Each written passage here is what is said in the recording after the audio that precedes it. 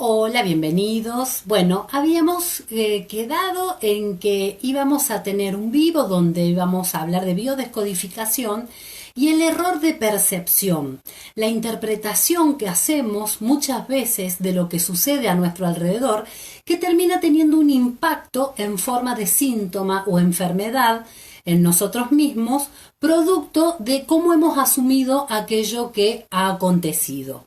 Muchas enfermedades tienen que ver con esa interpretación errónea que hago de un hecho que es neutral. Pero recordemos que en esto de que somos seres interpretativos, cada uno le aporta un significado al suceso.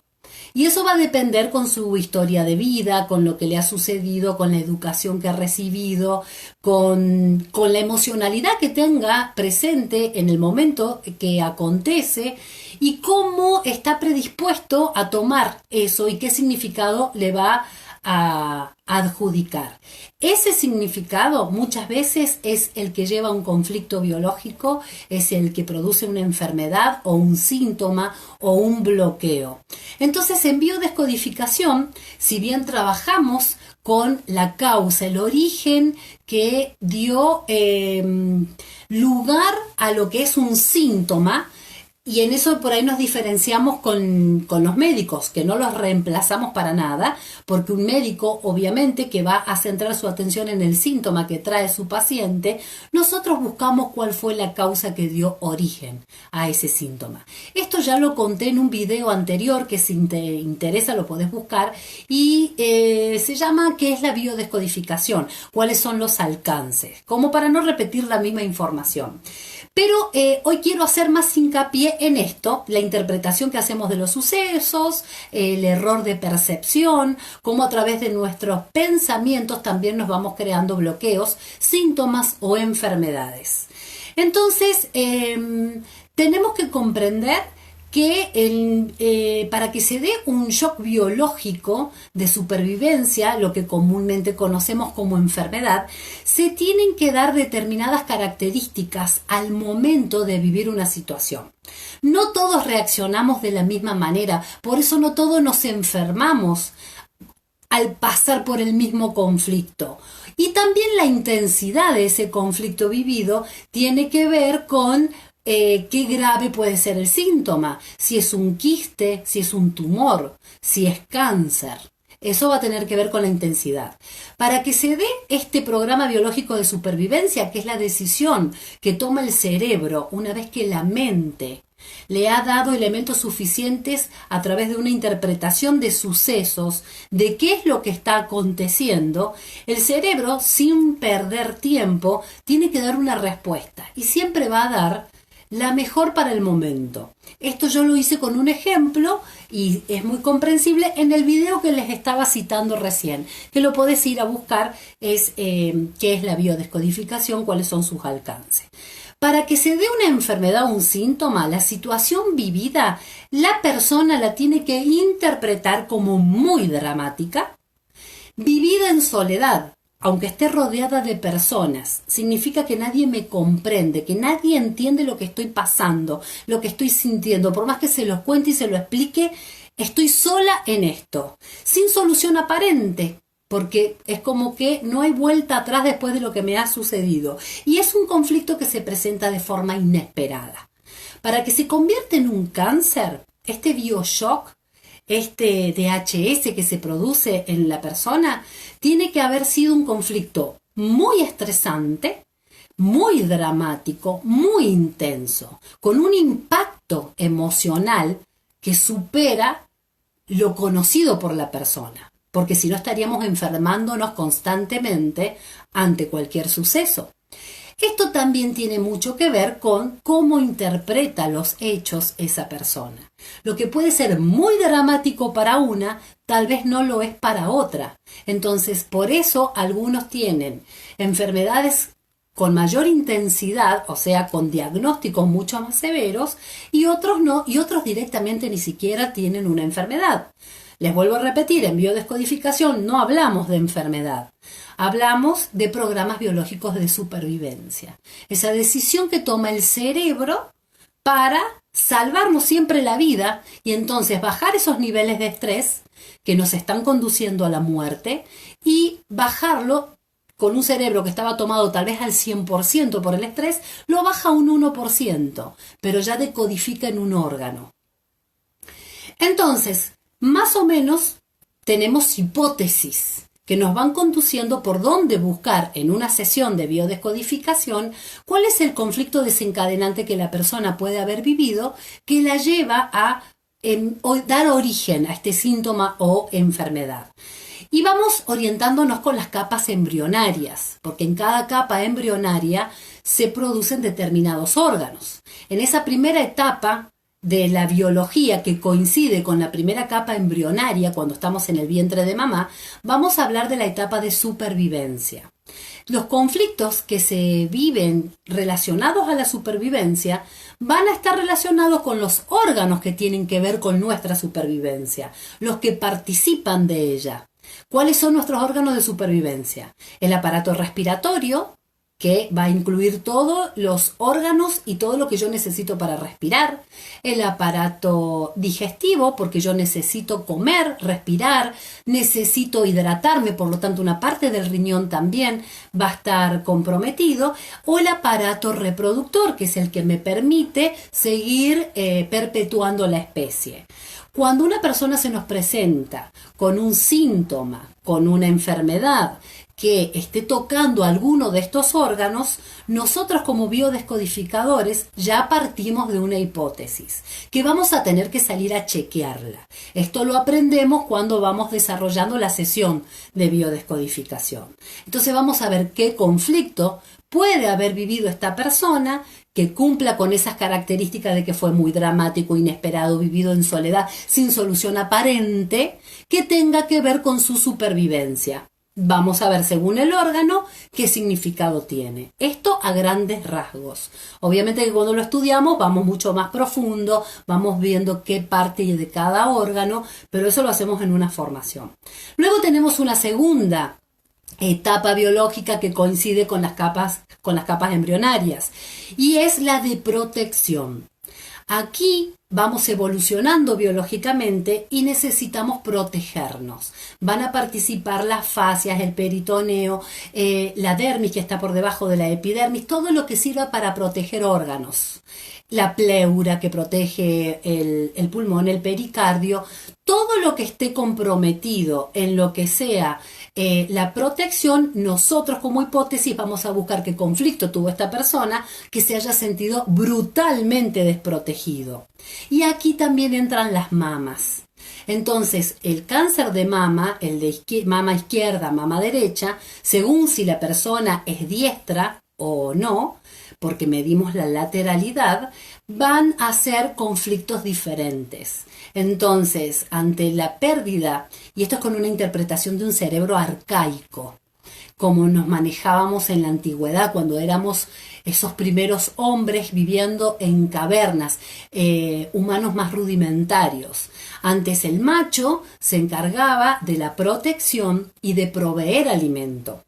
Entonces, biológicamente, por más que hayamos avanzado y ahora las mujeres también hemos salido y hemos ganado el campo laboral, ante un conflicto, por eso depende la interpretación y el error de percepción.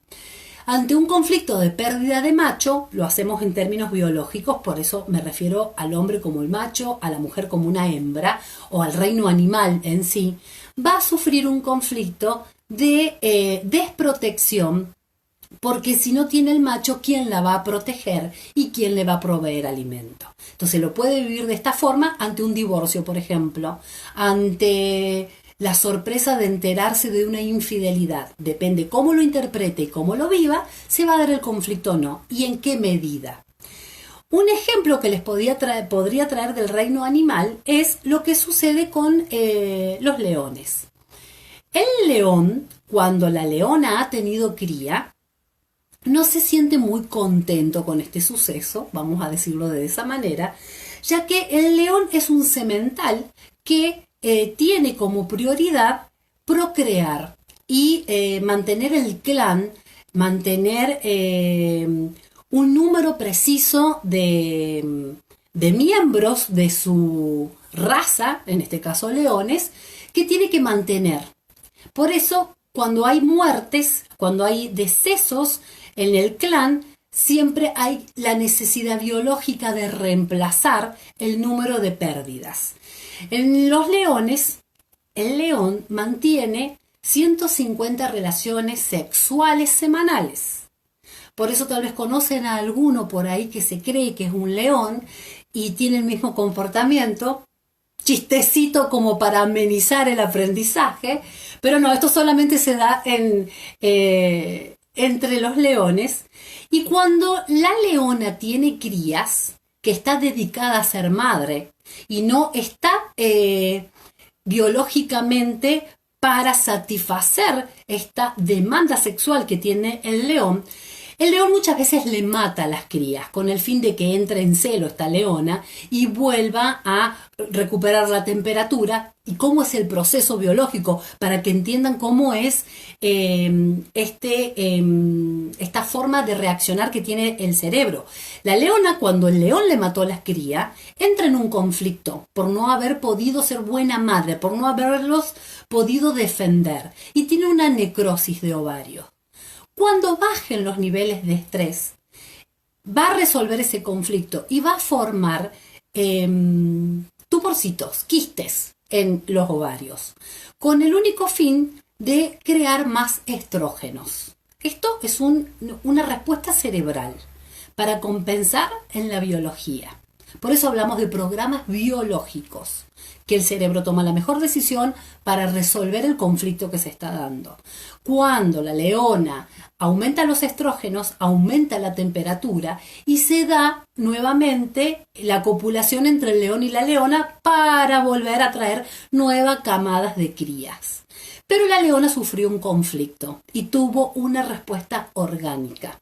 Si eso lo trasladamos a lo que nos sucede a nosotros como seres humanos, que hemos evolucionado, pero que compartimos en nuestro pasado un cerebro arcaico, donde el comportamiento animal que nosotros también hemos tenido y después evolucionamos, seguimos teniendo la misma respuesta. Así respondemos las mujeres con los quistes de ovario, según el conflicto que hayamos vivido. Así es que según la intensidad como lo hemos interpretado, pueden ser solamente quistes, pueden ser tumores benignos o puede ser, en el más dramático, un cáncer. Entonces, la interpretación también juega un papel fundamental en nuestra salud y en nuestro bienestar. ¿Cómo interpreto yo el conflicto? Que no soy un animal y me diferencio por tener un cerebro racional.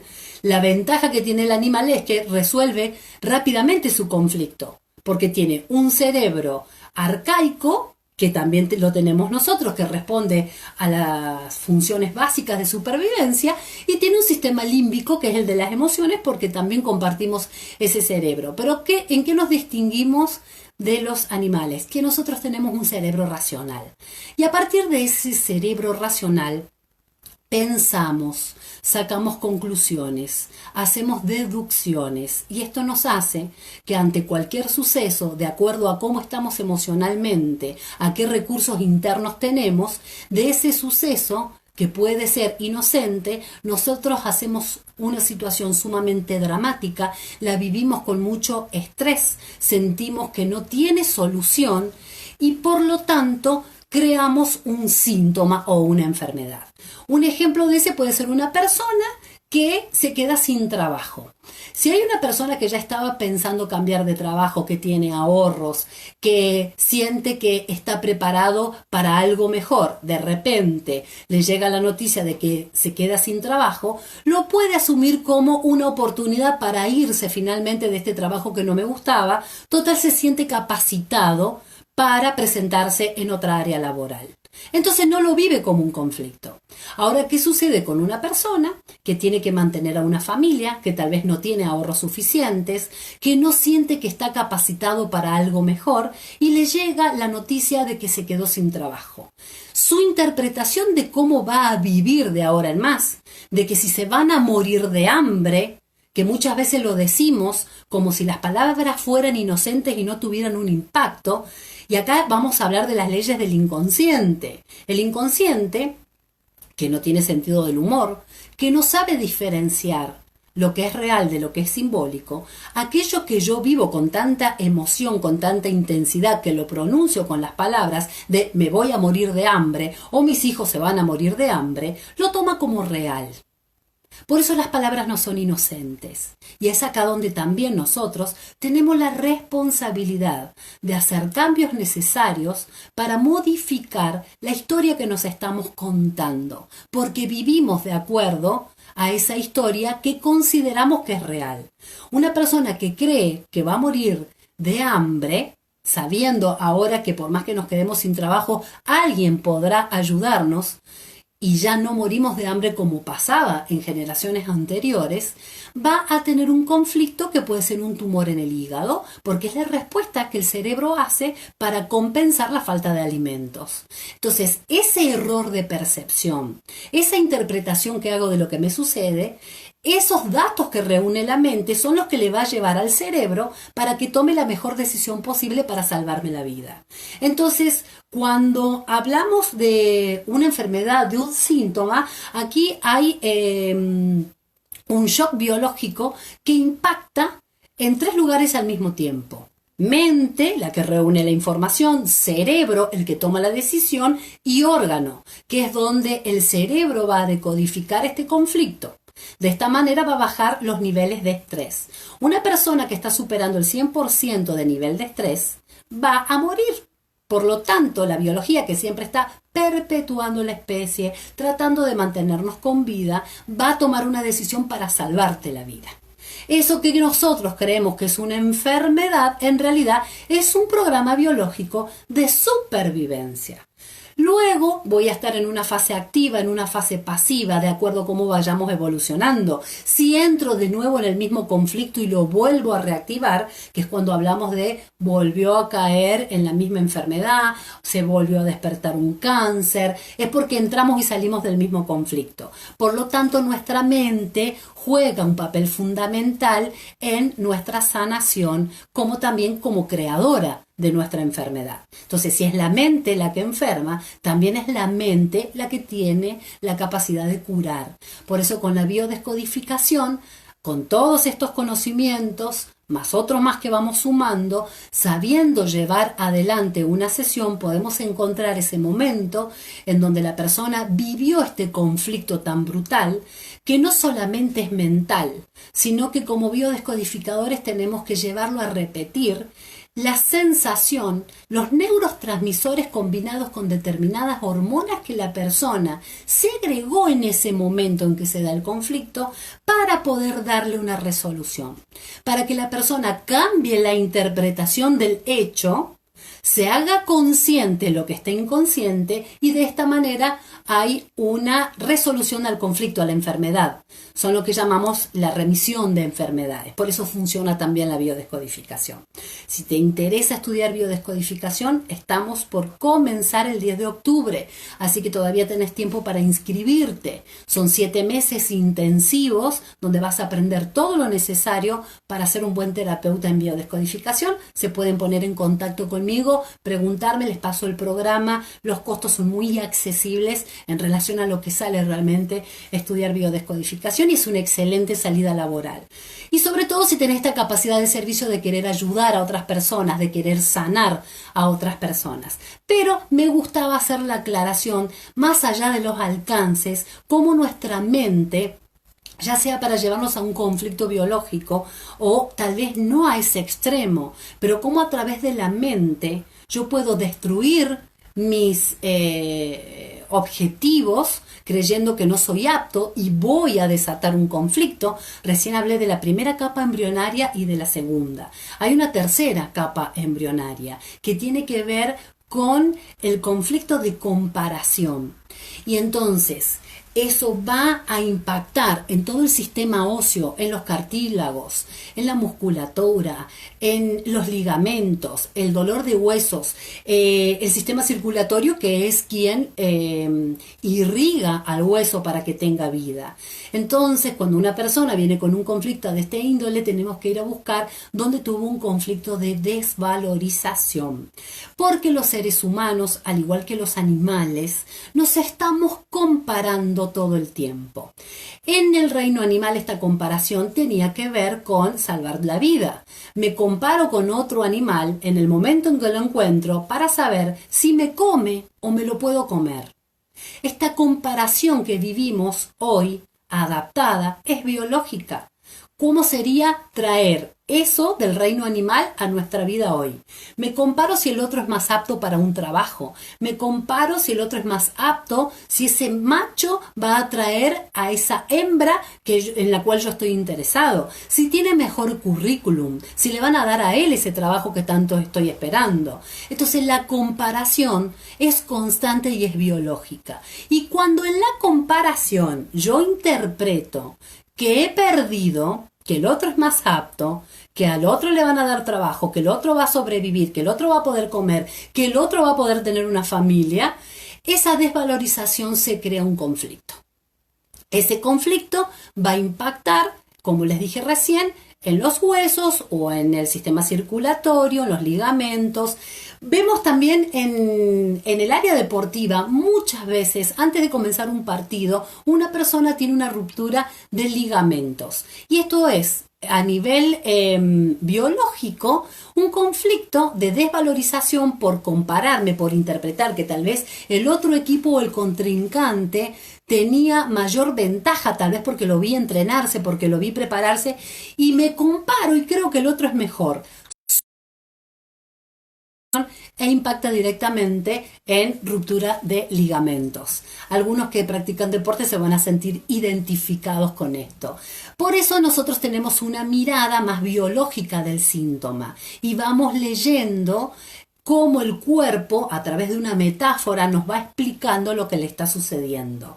Entonces, esto proviene del Dr. Hammer, que hizo un mapa donde empezó con sus investigaciones, luego siguieron muchos médicos más, a darse cuenta que a cada órgano le corresponde siempre un impacto en la misma área cerebral vivida por determinado conflicto. Por eso es psique, que es la que interpreta el conflicto, cerebro, porque si miramos con una tomografía sin contraste, vamos a encontrar círculos concéntricos que nos están mostrando qué área, qué órgano está tomado, porque siempre a la misma área cerebral encontramos el mismo órgano. Es apasionante estudiar lo que es la medicina germánica, la nueva medicina del Dr. Hammer, las 5 leyes biológicas o la biodescodificación que nos trae, encierra todo este conocimiento, y muchos biodescodificadores además agregan el transgeneracional para buscar programas, conflictos o enfermedades que vienen por programas de nuestros ancestros. En mi caso, vemos todo esto. Si te interesa, podemos seguir hablando muchísimo más. Me gustaría que opinen un poquito de si se está entendiendo la información, porque tal vez no es tan fácil. A mí me resulta por ahí apasionante hablar de esto y el otro no lo comprende de manera tan sencilla. Si necesitan que les aclare algún concepto, si tienen alguna duda, preguntas para hacer, los veo que están ahí conectados. Muchísimas gracias por estar ahí. A ver qué más podemos ahondar. Me faltó hablarles de una capa embrionaria más, la última, la 4ª capa embrionaria. Esta capa tiene que ver con la relación, cómo me relaciono. Entonces van a haber determinados órganos que van a estar involucrados en mi forma de relacionarme con los demás. La forma de relacionarme con los demás también tiene mucho que ver con cómo interactúo con el otro, que me va a permitir formar pareja, que me va a permitir obtener un trabajo, cómo salgo yo al mundo, de qué manera me presento ante el mundo. Entonces, cuando yo tengo un conflicto en cualquiera de estas áreas, nosotros vemos que hay determinados órganos involucrados. Estas son las hipótesis con las que partimos. Hola Alejandra, ¿cómo estás? Muchas gracias por estar ahí. Si tenés alguna pregunta, si te puedo acompañar o ayudar en algo, cuéntenme si se está entendiendo la forma en que les voy explicando. Esto siempre vamos correlacionando con el mundo animal para comprender un poquito mejor cómo actúa y responde nuestro cerebro. Laura me pregunta las migrañas, ¿cómo las soluciono? Mira Laura, te voy a contar una cosa. Yo sé que muchos de ustedes están acostumbrados a que cuando hablamos de biodescodificación, yo te tiro cuál es mi síntoma y vos contestame cómo lo soluciono. Pero en realidad así no se va a resolver. Yo te puedo responder una generalidad. Pero tu conflicto es único y para eso yo necesito saber qué situación estuviste viviendo. Te tengo que hacer varias preguntas. Por eso, para que sea acertado lo que te contesto, tenemos que estar al menos en una sesión que puede durar 1 hora 15, porque tu conflicto no es el mismo que cualquier otra persona. Nosotros muchas veces respondemos con rótulos, etiquetas, generalidades, que si una persona de repente necesita lentes, alguien te va a contestar qué es lo que no querés ver. Si tiene un problema de audición, qué es lo que no querés escuchar. Son generalidades, pero el conflicto que desata tu migraña está muy enterrado en tu inconsciente, porque si vos tuvieras la respuesta ya lo hubieras solucionado. Por lo tanto, si yo te contesto una generalidad, no te estoy solucionando tu conflicto, no se va a resolver tu síntoma. ¿Con qué puede ser que tenga que ver? Vamos a tener que hablar cuál fue la situación que viviste, que fue tan dramática y que te causó tanto estrés. Si tus migrañas son esporádicas o permanentes, ¿a qué edad tuviste esas migrañas? Hay que tener en cuenta que todas las enfermedades que presentan los niños de 0 a 7 años son conflictos que trabajamos con la mamá. Es un conflicto psicológico que la madre no ha podido expresar y el niño lo lleva en el cuerpo. Resuelve la mamá el conflicto y al niño se le retira el síntoma o enfermedad. De los 7 a 14 años, todo el síntoma que revela ese niño es un conflicto que tiene el papá. Lo mismo, algo que está viviendo con demasiado estrés a nivel psicológico, que tal vez no lo puede expresar con palabras y el niño lo lleva en el cuerpo. Y esto de no poder expresar con palabras tiene que ver con que necesitamos hacer eco de este recurso y exteriorizar lo que estamos sintiendo con la persona que sea necesario. Pero hablar, contar, hace que muchas veces no tengamos una enfermedad o un síntoma. Entonces, conectarnos con alguna persona de confianza, con un terapeuta, quien sea, y poder contar y poder disminuir este estrés psicológico hace que evitemos un montón de enfermedades. Entonces tenemos que expresarnos más, tenemos que expresar mucho más nuestras emociones. Que hemos vivido años con esta idea de que tenemos que ocultar lo que sentimos, que nosotros somos fuertes, que podemos seguir adelante, que yo soy un escudo ante las balas y que soy sumamente fuerte, que soy una guerrera, que soy una luchadora. Y estos conceptos queremos erradicarlos. Tomen conciencia, por favor. Tomen conciencia y háganle tomar conciencia a personas que ustedes conozcan. Compartan este video para personas que le pueden estar resolviendo un conflicto. Muchas veces vemos, por ejemplo, yo tenía una amiga que se estaba recuperando de cáncer y todas le ponían en el Facebook: sos una luchadora, sos una guerrera. Yo también usaba para conmigo que era una luchadora, una guerrera. Me encantaba cuando me decían: vos sos muy fuerte, sos una luchadora de la vida, etcétera, etcétera. ¿Qué pasa con el luchador y qué pasa con el guerrero? Salvando la distancia de lo que sucede en una película, donde el primer actor va a venir con algunos rasguños y nada más. Pero nuestro inconsciente, dijimos, que todo lo que decimos lo toma como real, no entiende lo que es ficticio. Sea virtual, sea ficticio, sea simbólico, el inconsciente va a interpretar como que esto está pasando. Si yo me considero, me digo, me autoetiqueto, todo el tiempo estoy pensando que soy una luchadora, que yo siempre voy a salir adelante, que soy una guerrera, pregúntense ustedes, a ver, en esto de que tengo que sacar conclusiones a nivel orgánico, ¿qué le pasa a un luchador? Cuando, si tiene la posibilidad de volver con vida, ¿cómo vuelve de una guerra, de una lucha? ¿Cómo vuelve un guerrero? No en las películas, en la vida real. En la vida real un guerrero va a venir desangrándose, con heridas profundas, le van a faltar pedazos que tal vez no se pueden recuperar. Entonces fíjense que cuando nos ponemos la etiqueta de soy una luchadora, soy una guerrera, ¿cuántas cicatrices físicas visibles hay en tu cuerpo? Entonces hay que cambiar el relato, esta historia que nos estamos contando, cómo nos autodefinimos, porque el inconsciente está prestando atención a todo eso. Entonces, ahí Mariana me dice, vuelve herido, agotado. Sí, en el mejor de los casos solamente eso, pero generalmente te faltan partes, con cicatrices o heridas muy profundas, amputado. Entonces no queremos ser guerreros, no queremos ser luchadores. Si ya te demostraste que vos podías con todo, que eras una guerrera, una luchadora, yo también lo hice, pero el precio que se paga orgánicamente es muy pesado, ya está, ya te demostraste que podías. Ahora cambia este discurso interno. No seas más una guerrera, un luchador, no tenés más nada que demostrarle a los demás. Porque mientras más tengas que mostrarle a otros, si las cosas no salen como vos querés, te desvalorizás. Y empezás con un conflicto de la tercera etapa. Comparación, desvalorización. Y después se va a ver afectado algo en tu cuerpo. Entonces, tratémonos con más respeto, con más amor. Tengamos mucho cuidado de las autodefiniciones porque nos conducen a síntomas. Creas o no creas en esto, se da igual.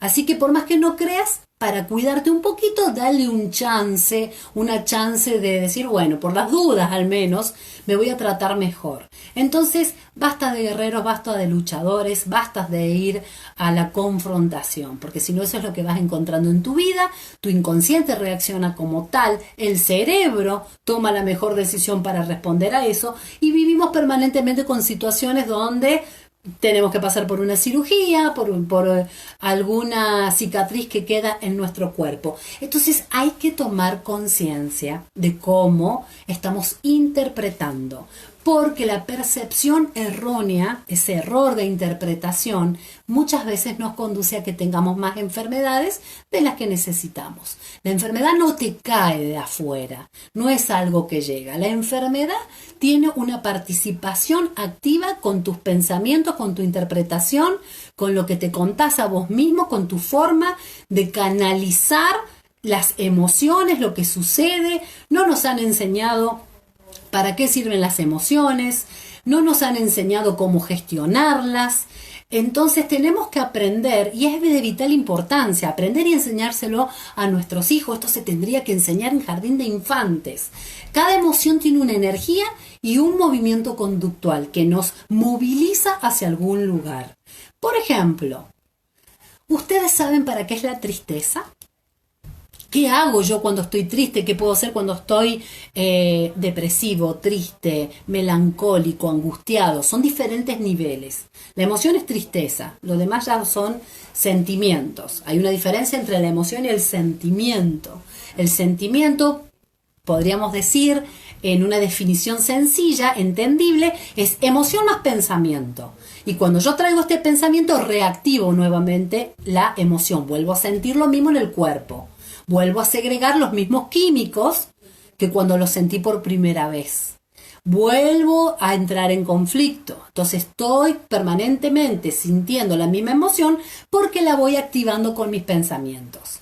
Y tal vez vos digas, bueno, pero no puedo evitar tener estos pensamientos. Y es real. No podemos evitar que el pensamiento venga, pero sí sos responsable de cuánto tiempo darle permiso a ese pensamiento para que permanezca en tu cabeza. Así como le das permiso para entrar, podés conectarte con otro tipo de pensamiento. Pero acá vas a tener que buscarlo conscientemente. Uno que te convenga tener en la cabeza porque te hace sentir cosas que te favorecen y te conecta tal vez con un logro. Entonces, ya que tengo que gastar energía en un pensamiento, lo hago en pensamientos que me beneficien y me hagan sentir otro tipo de emociones o sensaciones. Entonces, la tristeza, acá me contesta Laura, es una defensa. Las emociones aparecieron para que nos adaptemos y para nuestra supervivencia. Con las emociones se graba el aprendizaje. Pero la tristeza aparece luego que yo interpreto que he perdido algo. Puedo haber perdido un ser querido, una pareja, un trabajo, un proyecto, una casa, algo perdí. Esto me trae tristeza como emoción y de ahí todos sus derivados que se convierten en melancolía, en angustia, en depresión, pero la emoción es la tristeza. La emoción es efímera, dura a lo sumo un par de minutos y luego esa energía se disipa. Salvo que yo le ponga un pensamiento y la vuelvo a reactivar como te explicaba recién. Para que vayas entendiendo cómo funcionamos biológicamente y que al tener estas herramientas y este conocimiento, yo puedo cuidarme más y puedo salir de ese círculo vicioso de ir reactivando siempre las emociones que no me convienen o que me hacen sentir mal. La tristeza aparece cuando yo interpreto que he perdido algo. Eso de que me encuevo, me meto hacia adentro, como ese hombre rudimentario que vivía en cuevas. Cuando estaba triste, cuando algo le había acontecido afuera, no tenía energía. Ante una depresión no tenemos energía. Queremos estar encuevados adentro de la casa, dentro de la cama. Ya nada nos interesa. Para eso viene esta emoción, que no te interese ni te distraiga nada de afuera para que te puedas concentrar en tu adentro. Ese hombre primitivo, si salía afuera con tan poca energía, cuando aparecía el depredador se lo comía, porque no podía luchar y no podía huir. Entonces aparecen las emociones, la tristeza hace que quede encuevado como nosotros, que nos metemos hacia adentro. ¿Y para qué nos pasa esto? ¿Para qué me meto hacia adentro? ¿Qué es lo que está buscando la emoción con esto? ¿Cuál es el movimiento conductual? Nos invita a encuevarnos, a meternos hacia adentro, que nada más nos interese, para que empecemos a diseñar cómo va a ser mi vida a partir de ahora que no tengo esto que yo siento que perdí. Que no tengo esta pareja, que no tengo este matrimonio, que no tengo esta casa, que no tengo este proyecto, que no tengo este trabajo. Eso que hayas perdido.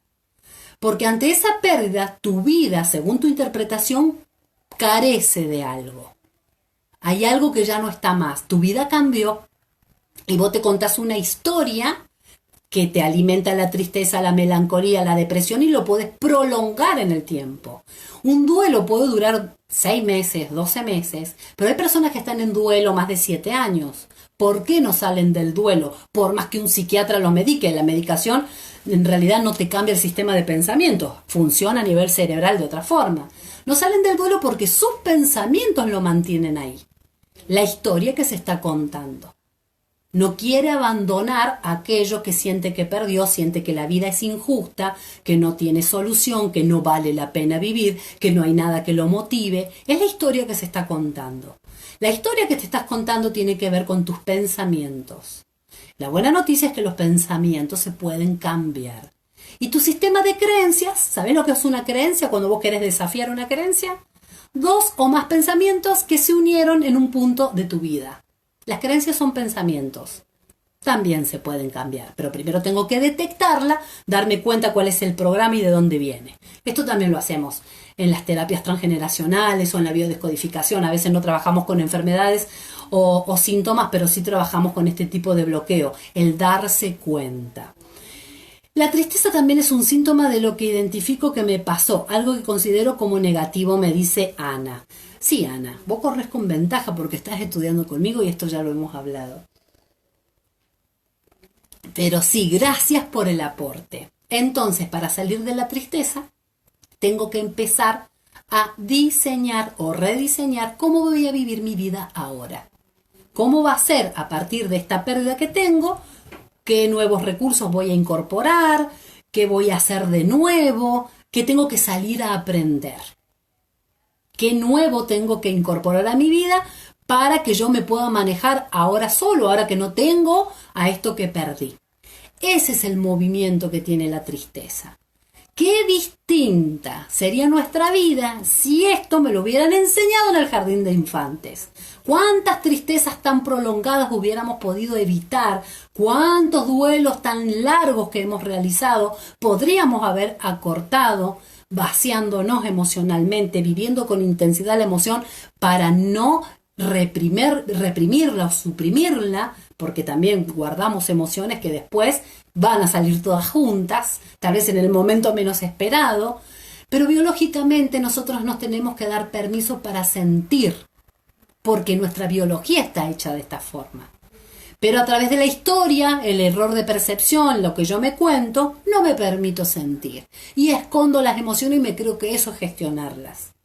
No, la emoción tiene que seguir su curso de energía, es un ratito, algunas duran un segundo, La sorpresa dura un segundo.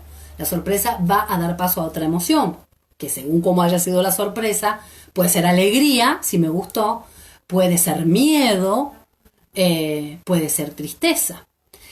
Hay emociones que duran un par de minutos, que duran un poco más. La tristeza es una de esas, la alegría es una de esas.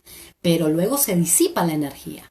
Ahora, si yo con mis pensamientos la despierto, se va a convertir en un sentimiento. El sentimiento puede durar horas, puede durar días, puede durar semanas, meses. Cuando estás enamorado, ese sentimiento, que no es una emoción el enamoramiento, es un sentimiento, puede durarte años. Y del amor al odio hay un solo paso, dicen, y eso es porque están muy conectados los lugares que se activan en el cerebro. Y también lo alimentas al odio con pensamientos. Te embroncaste con alguien, pasaron 30 años, seguís enojado, lo despotricás, hablas mal de él, ni te acordás cuál fue el enojo inicial. Y si te pusieras a pensar y a buscarlo, no podés encontrar qué fue, por qué nos peleamos, pero vos con tus pensamientos vas alimentando ese odio y lo sostenés en el tiempo. Lo mismo con el amor, a través de los pensamientos lo sostenés en el tiempo. Los celos, si bien es una patología, pero también los pensamientos lo pueden activar o iniciar. El celo es patológico, requiere de ayuda profesional, ese es otro tema.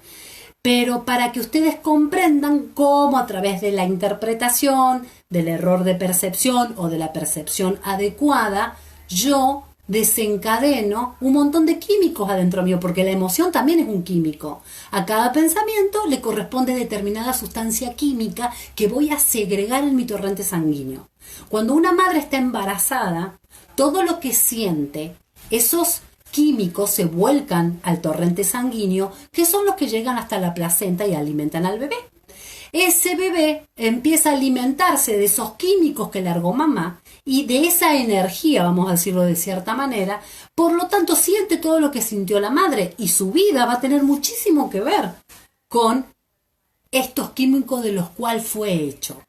Si yo tengo más, supongamos, más cortisol en sangre, porque constantemente me estoy estresando, porque siento que alguien me está acechando, vamos a decirlo de esa forma, ese estrés constante, ese químico, esa hormona, va a estar predominando en mi biología. Y todos esos residuos moleculares de todas las sustancias químicas que segregamos suelen adherirse a la cadena de ADN, entonces lo dejo como legado a las generaciones siguientes. No existen enfermedades genéticas porque en los genes me vino la enfermedad. Existen para los biodescodificadores repetición de patrones, de programas, de conductas. Cuando heredo el mismo sistema de pensamiento, voy a tener las mismas reacciones, voy a tener los mismos síntomas y las mismas enfermedades. Porque es un pensamiento, la mente, la que reúne la información que se la pasa al cerebro, que luego decodifica en un órgano. Creo que le he dado muchísima información y que si sigo los voy a marear. Yo creo que es suficiente por hoy, que van entendiendo un poquito cómo funcionamos biológicamente, cómo activamos las hormonas, las emociones, cómo yo puedo cambiar mis pensamientos conscientemente y entonces cambiar lo que estoy sintiendo y no engancharme siempre con el mismo recuerdo. Te puede haber sucedido algo cuando tenías 5 años de edad, te pasó algo que es injusto, que es dramático, que no te debería haber sucedido, pero la cuestión es que te pasó una sola vez. Pero vos con tus pensamientos lo revivís todos los días de tu vida, los 365 días del año. ¿Quién es más malo consigo mismo? El que te hizo algo feo y malo, por más que haya sido traumático, una vez, o vos, con tus pensamientos, recordando lo que ya no te sirve y no existe. Por supuesto que si es dramático, traumático, tal vez necesitas terapia. Pero de la terapia vas a salir más rápido cuando conectes con tus pensamientos, cuando analices qué tenés adentro de tu cabeza, en qué estoy pensando. La otra vez les hice un videíto mientras lavaba los platos. ¿Qué hay en tu cabeza mientras lavas los platos? Y parece cómico lo que estoy diciendo, pero es real. Todos esos pensamientos que no estás detectando son los que te traen síntomas, los que te abren o te cierran posibilidades de acción.